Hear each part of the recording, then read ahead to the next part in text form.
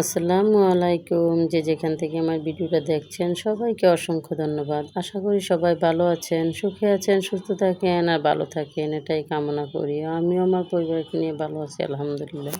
আরও একটি নতুন ভিডিও নিয়ে চলে আসলাম আপনাদের মাঝে। সবাইকে আরও একবার আমার ভিডিওটি দেখার জন্য ওয়েলকাম জানাচ্ছি।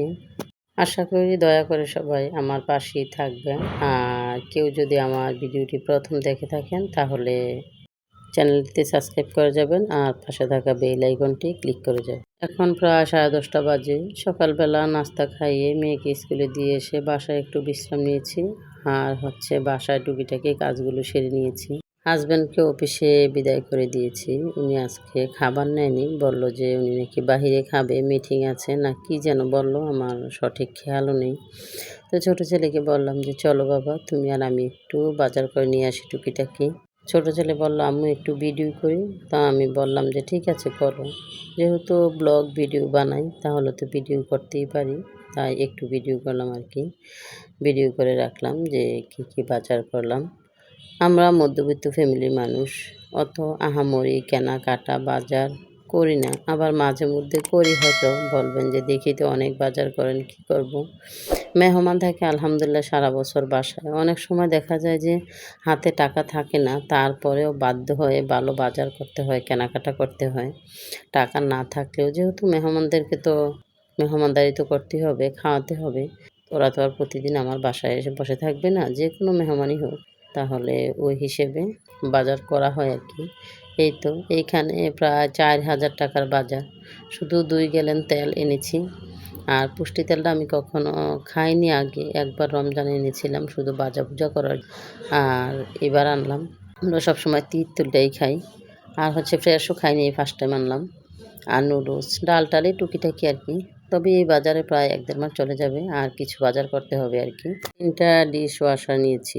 ২টা কিনেছি স্বপ্ন থেকে, 1টা ফ্রি। আর যেহেতু আমার বাসার নিচেই, আমি স্বপ্নের উপরে বাসা আর স্বপ্ন আমার বাসার নিচে। তাই আমার কেনাকাটা করতে খুব একটা দূরে যেতে হয় না। আমার গেটের সাথেই স্বপ্নের গেট। এই গ্যালন থেকে কিছুটা তৈল নামিয়ে আমি রান্নাঘরে নিয়ে নিয়েছি। আমার ভিডিও করতে মনে ছিল না। আর এখন চলে আসলাম রান্নাঘরে। সব কাটাকুটি করে রেডি করে তারপর রান্নাঘরে চলে আসলাম। আজকে মনে হয় রান্না একটু দেরি হবে, যেহেতু 12টা বেজে গেছে। আর এই আলুটা কে কে চেনেন জানাবেন। দেখতে সেম এটার মধ্যে আরেকটা আলু আছে, ওটার নাম গাছ আলু, কিন্তু এটার নাম কিন্তু জরি আলু। এটা খেতে অনেক মজা। এই আলুটার ভিতরটা একটু একটু লালচে, মানে খেতে একদম গোল আলুর চেয়েও মজা লাগে এটা। আরেকটা কথা বাসাটা মেইন রাস্তার সাথে, তো একটু বাহিরের গাড়ির শব্দ চলে আসে। আমার বাসা থেকে কখনই আমার ডিস্টার্ব হয় না, কারণ আমার ছেলেমেয়েরা আমার কখনই ডিস্টার্ব করে না বয়স দেওয়ার সময়। কিন্তু ওই যে রাস্তার পাশে বাসা, ওইখান থেকে গাড়ির শব্দ আসে আর কি। এই তরিটা আমাকে দিয়েছিল আমার মা। আমার হাজব্যান্ড গ্রামের বাড়ি গিয়েছিল, তো আসার সময় এই আলু, তরকারি, শাক সব কিছু দিয়ে দিয়েছে আমার মা। এখন ওই আলুটা দিয়ে আর গোল আলু দিয়ে মাছ দিয়ে রান্না করব। আর শাক রান্না করব। আর তরি রান্না করব, মানে এটাকে মেরেঙ্গা তরি আমাদের এলাকায় সব কিছুই বলে, এটার অনেক নাম। তাই তো আপনাদের সাথে গল্প করতে করতে রান্নাটা আমার হয়ে গেল। তরকারির কালারটা মাশাআল্লাহ অনেক সুন্দর। আর তরিটার মধ্যে কিন্তু আমি একটুও পানি দিয়েছিলাম না। ঢাকনা দেওয়ার সাথে সাথেই দেখি অনেক পানি উঠে গেছে। রান্না আমার মোটামুটি হয়ে গিয়েছে। এটাকে একটু ঝোল রাখবো, যেহেতু ওই যে জরি আলুটা এটা প্রচুর পানি খায়, মানে পানি টানে আর কি। তো রান্নাবান্না শেষ করে এই তো চলে আসলাম ঘর গুছানোর জন্য। সকালবেলা একবার গুছাই, বিকালে আবার গোসলের আগে আমি আরেকবার সব কিছু গুছিয়ে নিই।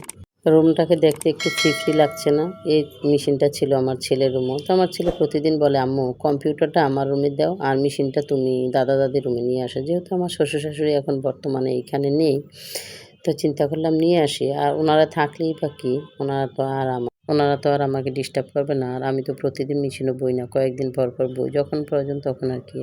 রুমটাকে গুছিয়ে একটু এখানে ছিল খাটটা, এদিকে করা খাটের মাথাটা আর কি, তখন ওদিকে দিলাম। আর পাশে ড্রেসিং টেবিলটা দিয়েছি। আর ডিপ ফ্রিজটা যে পাশে ছিল ওই ডিপ ফ্রিজটা বাইর করে দিয়েছি। সবাই আসলে বলে এই রুমে নাকি গরম লাগে, শ্বশুর শাশুড়ি থাকলেও। তখন ফ্রিজটা এখন বাইর করে আমি ডাইনিং রুমে দিয়েছি। আর ফ্রিজের জায়গায় আমি ওভারডোরটা রেখেছি। এখন রুমের মধ্যে অনেক জায়গা, খুব ফ্রি লাগছে, ভালো লাগছে। মূলত শোকেসটা লাড়ছিলাম আর কি। শোকেসটা লাড়ার উদ্দেশ্যে এখন বাসার মোটামুটি সব ফার্নিচারই, আমার রুম ছাড়া বাকি রুমের ফার্নিচারগুলো একটু নাড়াচাড়া করা হয়েছে আর কি।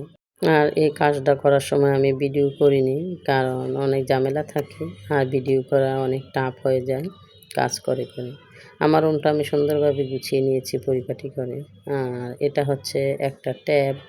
আমার ছেলে যখন ক্লাস 5 এ পড়ে তখন ওর বাবাকে বলছিল, "বাবা আমাকে একটা ট্যাব এনে দিও, অনেকে ট্যাব চালায়।" তো ওর বাবা বলছিল যে, "ঠিক আছে তুমি A+ পাইলে এনে দিব।" কিন্তু ওর বাবা এটা কিনেনি। ওর বাবার খুব সুপরিচিত একজন এটা গিফট করেছে আমার ছেলেকে। তো এটা প্রায় ১০-১২ বছর আগে এনেছিল। এখন আমার ছেলে ভার্সিটিতে পড়ে আলহামদুলিল্লাহ। তো এটা আমার মেয়েটা হাতুড়ি দিয়ে টুকটুক করে ডিসপ্লেটা নষ্ট করে ফেলেছে আরকি। এত কাজের ঝামেলার মধ্যেও আবার জানালা, বারান্দায়, দরজায় নেট লাগিয়ে দিয়ে গেছে। যেহেতু প্রচুর মশা বাড়িওয়ালা ভাই। ডেঙ্গুর প্রভাব অনেক বেশি। আমার নিজেরই ২ বার ডেঙ্গু জ্বর হয়েছিল সেজন্য। আমি যখন এই রুম থেকে বাইর হয়ে যাই তখন আমার একটা কথা মনে পড়ল। এর আগের ভিডিওতে একটা কমেন্ট এসেছিল আমি নাকি অনেক শৌখিনতা করে চলি। কিন্তু আসলে তেমন কোনো কিছু না। আমার চলাটাই দেখতে শৌখিনতা। কিন্তু আমি অতটা আহামরি টাকা পয়সা ব্যয় করে বা কিছু করে ওই যে বললাম যে কিছু কাজ বাধ্য হয়ে করতে হয়। তো এই আরকি। তারপরেও চেষ্টা করি। নিজে যেহেতু একটু পরিশ্রম করি, হাসব্যান্ডও করে। প্রতিটা কাজের পিছে অনেক কষ্ট থাকে। কারণ সবাই শুধু শৌখিনতা বা ফার্নিচার কিনলাম, কী করলাম ওটাই দেখে। মানে ভালো চললে ওটাই হিংসা করে। কিন্তু কখনো এটা ভেবে দেখে না যে সে কত পরিশ্রম করে। ওটা দেখার বেলায় কেউ নেই। কিন্তু আমি কী করলাম সেটা দেখার বেলায় সবাই আছে। এই তো রান্নাঘরটাও খুব সুন্দর করে ক্লিন করে নিয়েছি। আর এটা হচ্ছে আমি এর আগেরবারও স্বপ্নে থেকে ৩ টা ডিশওয়াশার এনেছিলাম। ৩ টায় প্রায় আমার ৬ মাস চলে গেছে। আমি ভিম সাবার, গিল্টার সবকিছু ব্যবহার করেছি। বিদেশি যে ভিমগুলা বা বিদেশি যে ফেরি একটা ডিশওয়াশার আছে ওটা সবকিছুই ব্যবহার করেছি আমি। এটার মতো কার্যকরী কোনোটাই পাই নাই।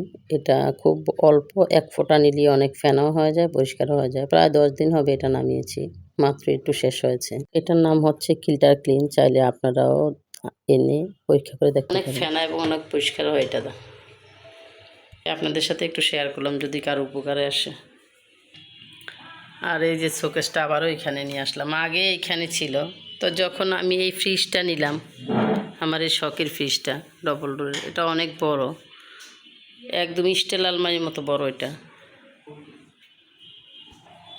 তো এই শখের ফ্রিজটা আনার পরে এই শোকেসটাকে চেঞ্জ করে আমি সোফার রুমের ওই সাইডে ওভেনটার ওই পাশে রাখছি। আমি এই মানে শোকেসটা যায় না আর কি, সুন্দর দেখা যায় না। হয়তো আমার একটা ইয়েতে এটা আছে লাইভে এটা চেঞ্জ করার। আর হচ্ছে এর একটা ছিল রান্নাঘরের, একটা এখানে নিয়ে আসছি, যেহেতু ওই একটা রান্নাঘরে নিয়ে গেছি ওটাই। আর ফিল্টারটা এখানে রাখছি। ভাড়া বাসায় থাকলে অনেক যন্ত্রণা, জ্বালার জায়গা থাকে না তো। আগে ফিল্টারটা ছিল এইখানে, দেখছেন হয়তো অনেকে ভিডিওর মধ্যে পানি ঢালতে। ওভেনটার জায়গা তো ওভেনটা আছে এইখানে, ফ্রিজটা রাখছি। যেহেতু ওইটা সরাই দিছি শোকেসটা, তাই ভাবলাম এই জায়গাটা খালি যেহেতু আছে এটার মধ্যে আমি ফ্রিজটা বসাই দিই। ডিপ ফ্রিজ খুব একটা খারাপ লাগে না এই রুমে। আর রুমটা তো মোটামুটি খোলামেলাই, এই যে প্রচুর জায়গা আছে নিচে রুমটাতে, সেজন্য চেঞ্জ করলাম আর কি। অনেক সময় মেহমান আসলে দেখা যায়, অনেক মেহমান আসলে নিচেও শুইতে হয় আমাদের, এই হচ্ছে। আর আমার ছেলেদের রুমে, আমার শ্বশুরের রুমে যে কম্পিউটারটা ছিল এটা আমার ছেলের রুম নিয়ে গেছে, ও তো সবসময় এটা কাজ করে। ওই রুমটা দেখাইলাম না যেহেতু আমার ছেলে শুয়ে আছে। এই তো হালিমা, কয়টা লাগাইছো ব্যান মাথায়? একটা, দুইটা, ক্লিপ দুইটা, চারটা, দেখিয়ে দিকে থাকা। এতেগুলো ব্যান মানুষ লাগায়? ও আচ্ছা। এটা হচ্ছে বিকালের দিকে আমার মেয়েটাকে নিয়ে একটু পড়তে বসছি। খাওয়া দাওয়া শেষ করে ছেলেরা ঘুমাচ্ছে আর মেয়ে বলল, আম্মু আমি হোমওয়ার্ক করে তারপরে ঘুমাবো। মাশাআল্লাহ, আলহামদুলিল্লাহ, লাখো কোটি শুকরিয়া। আমি কিন্তু আরবি খুব একটা লিখতে পারি না, যেহেতু আমরা মাদ্রাসা লাইনে পড়িনি। আমার মেয়ের হাতের লেখা আরবি অনেক সুন্দর। সবাই দোয়া করবেন আমার মেয়েটা পর্দাশীলা এবং পরস্কার একজন নারী হয়। আল্লাহ তাআলার কাছে আমি কিচ্ছু চাই না। রিজিক আমাদের যেতটুকু আল্লাহ তাআলা দিয়েছে ততটুকুই তো আমাদের থাকবেই। সারাদিনের কাজকর্ম কেনাকাটা আপনাদের সাথে শেয়ার করলাম। যদি ভিডিওটা ভালো লেগে থাকে তাহলে একটা লাইক, কমেন্টস এবং সাবস্ক্রাইব করে যাবেন। আজকের মতো এখানেই বিদায় নিয়ে নিলাম। আল্লাহ হাফেজ।